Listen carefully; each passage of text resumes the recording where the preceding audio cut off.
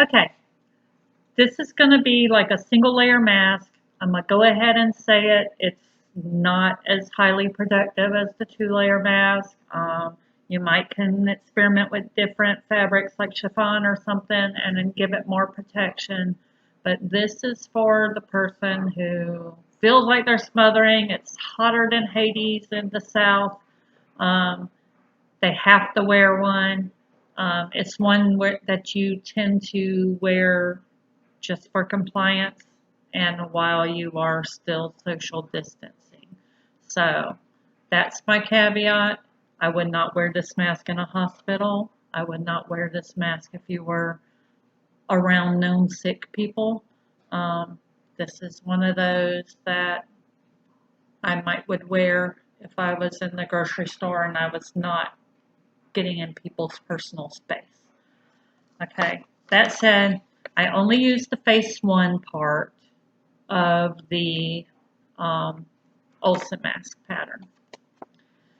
And what I do is I cut two of them, fold your fabric and cut you two to where they're opposite. Now, what I'm going to do is make a French seam to connect these. Oh, when I cut this out, you notice there's more of a hook. It's easier to see on the face. There's more of a hook. And then this one's a little bit less dramatic. I cut about a 1/4 inch off. I didn't do it off my pattern because I still want to make the other more protective mask. But I took about a 1/4 inch off the shallow side, if you will. And I took about 3/4 to an inch off this side so it's not like right up on your ear. You can kind of get a little bit of a shorter. It's just cooler. Okay, so, okay. For a French seam, the idea is that you'll get a finished seam on the inside. So this rounded edge, that's the front seam that comes here.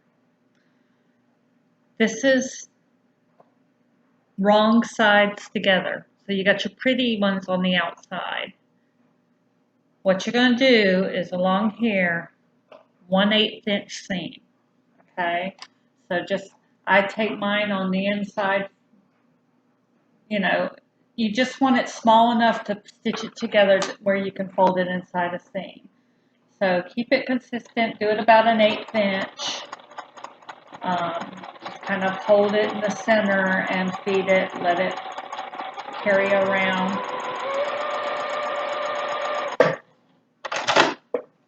Okay, so now you've got the seam, which is counterintuitive on the pretty side, but we're going to fix that.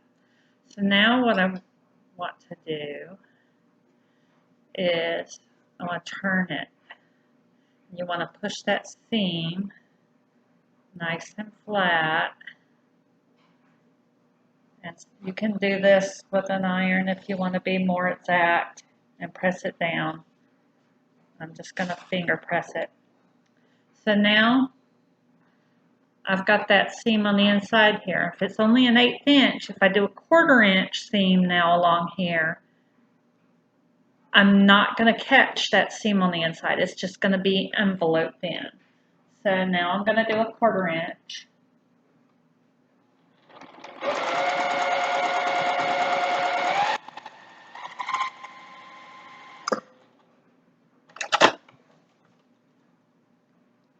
Okay. So now I've got this seam on the outside. So now I've got a clean seam on the front. This is going to be my mask. Okay. And then I have no raw edges. This is called a French seam. You can use this technique when you're making pillowcases and it makes it really nice and clean. You can use it in clothing. You just gotta change the math a little bit for your seam allowance. All right, I'm gonna pause this for the next part. Okay, so got the French seam. I have a raw edge here that we need to handle. So what I'm going to do is kind of bind it. So I'm using 1-inch strip of fabric. And what I'm going to do is just take it and you can pin it if you want along the edge. I'm not that exact on this. But I'm going to sew this 1-inch strip along the top and the other one along the bottom. Okay, so again, you can pin it if you want to be more exact. Just make sure that it goes all the way past your edge. You don't want it coming in any. And I do it with a 1/4 inch allowance. Okay, so when I sewed the 1-inch strip right sides together along the top and bottom, one thing you want to make sure of on the inside is that French seam, that you put it in the same direction. Because if you sew one this side, that side, you're going to make that seam kind of not lay flat, and it may bother you. It's not going to come so close on your face to where it's going to bother you anyway. So the next thing I'm going to do is I'm going to take it to my ironing board, and I'm going to press this seam up to where it's flat like that. So I'll lay it flat down like this, and I'll literally just pull this up and I'll press, and then I'll pull this down and I'll press to make it nice and flat along here. And then what I'll do is I'm going to fold it like to the seam, like in half, like I'm going to the seam, and I'll go ahead and press like that too. And I'm going to go press this and come back to the camera. Okay, so I've pressed, and I kind of pressed that under a little bit. So now what I'm going to do, I like using these Wonder Clips. I'm going to take, and I'm going to fold that right down. You have this seam line. You're going to fold this right down over to where it comes over that seam line. And I'm going to clip it. I start in the center and work my way out. And then I put the flat side of the clip towards the wrong side. Now you can use pins if that's your pleasure. Use them. I just discovered these thanks to my mom, and I absolutely love the clips. You can get a 10 of them cheap on Amazon, like for 100 of them, and best money I ever spent. Great for if you're a quilter binding. It's just cost effective. I'm going to stop this while I finish clipping. Okay, I've clipped both sides. I put the flat sides of the clips front to the wrong side because what I'm going to do is I'm going to lay it down on the right side. And you see this bottom edge, like interior to the mask? I stitch pretty much about an 1/8 inch, maybe if that, off of that towards the outside edge. So basically I take that seam and I put it on the inside edge of my 1/4 inch presser foot. Like I said, this is not an exact science.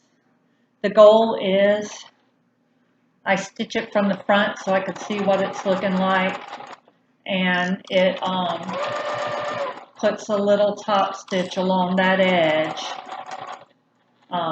and it's sewing that fold under in the back nice and smooth, that double fold, so again you don't have a raw edge, so it's just binding. Okay, so once you sewed the binding on, again I sewed from along that edge there. What I'm looking at now is the wrong side, and I'm just going to go along this binding and make sure that I caught it. Like I see where that one came unfolded, so I'll probably go back in and tuck that under and stitch it down. I going to rip it apart for this? Probably not, because I'm not that worried about it. But the point is, you want to make sure that you caught that seam and you don't have any raw edges of binding free. And then once you get that stitched down right, I got some little hanger, you know, because it wasn't exact. I just nipped them off even, okay? Now that I've nipped those off,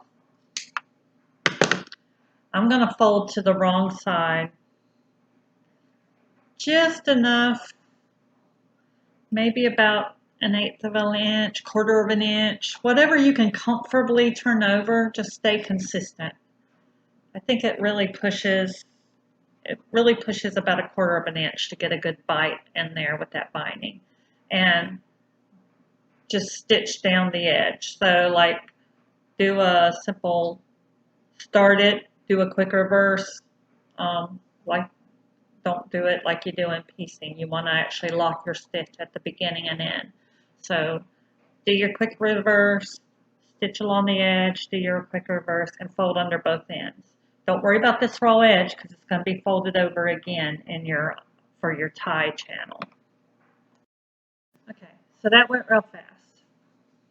So now I have the mask.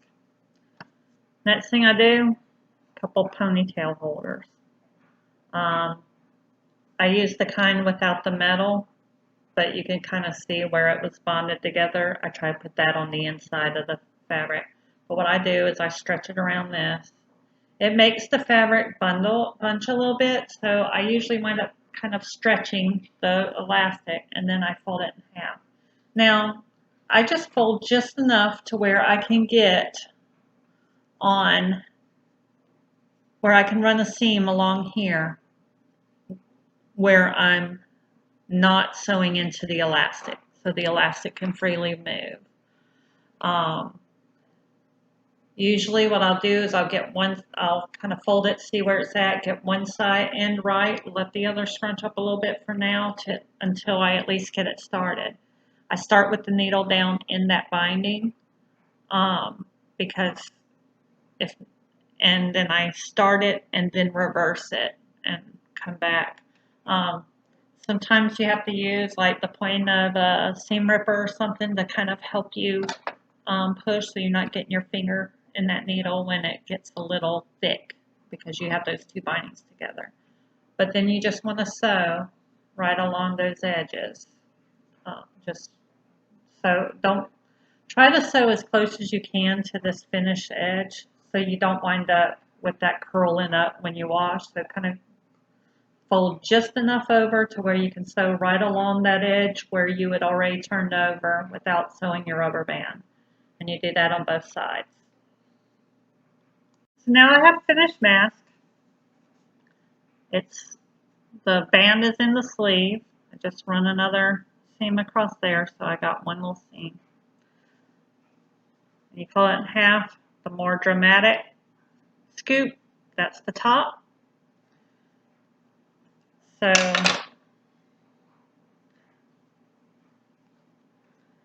it'll hook around the ears, should come kind of under the chin, nice and smooth to the face. This one doesn't fog up your glasses quite as bad. I have progressive bifocals, so while you keep it on top of the mask and it don't fog them up, it can be a challenge with the bifocals, so that's a necessary evil. I think some folks say you can put some folded tissue across the bridge of your nose to help with that. If it's too tight, I had taken about 1 inch off here and about 1/4 inch off here to make it smaller, since this pattern is like for the 2-layer mask and it's designed to sew at 1/4 inch sleeve and turn. This one I was just binding raw edges, so that's why I took some off the bottom. But you can leave some on bottom. So like if you try this and this is just too small this way or too short this way, leave the pattern intact and it should work. I just don't like the real long, I don't like it getting my ear and I don't like a baggy here. Um, so adjust it however. You can, if you don't want to use ponytail holders, you can do the same thing with elastic, and then you can take and leave the elastic longer, and you can adjust or whatever. Um, you don't want to get this too short this way with the ponytail elastics because they will pull on your ears. So you want it to kind of come back here somewhat close. To do it. I just cut it as short as I can to, again, summer heat, South Mississippi. It's hot. Again, this is not a 2-layer mask. I would not wear this if I was going in a hospital waiting room. I would wear one of my 2-layer masks. Now, if I'm forced to wear this, say, sitting in a classroom and my desk is 6 feet apart from everybody. If I'm social distancing, this is something I would wear when I'm social distancing. When I am away, it's basically a sneeze guard, or if I'm talking to somebody, it's just keeping some of my own spit out of the air. That, because the reality is, folks, that's the only thing we're wearing this. It's just kind of like a sneeze guard on a salad bar. Yes, it doesn't trap 100%. We all know that. But any one germ it does trap. Um, the CDC is saying it helps. Um, it's just a mitigation, it's like a speed bump, if you will. It don't stop the speeders, it just slows them down just for a minute. That's what this is doing. They're just trying to slow stuff down. But I get claustrophobia is a real thing. I deal with it. I cannot stand to get in a panic mode. And if I'm clawing it off my face completely, then I'm doing less than the 1-layer mask. So that's my spiel. This is more for the people who are reluctantly just trying to comply. And that's fact of life. We weigh our risk. So with this mask comes more risk, and that's your personal freedom to accept that. Um, again, I've got real strong masks that I wear in areas where there's more risk, especially for loved ones.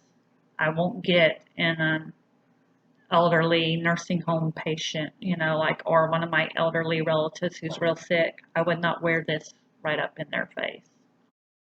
Okay, I'll put the Olson mask pattern, the link to it in the About section, along with my disclaimer, as if I hadn't said enough about this lightweight version. But the pattern itself, if you follow it as prescribed, it will give you a 2-layer mask with the pocket for a filter. And I made a separate video that actually walks you through that process to make a more protective mask. So there's that. Have a good day. Try to stay well, and happy sewing.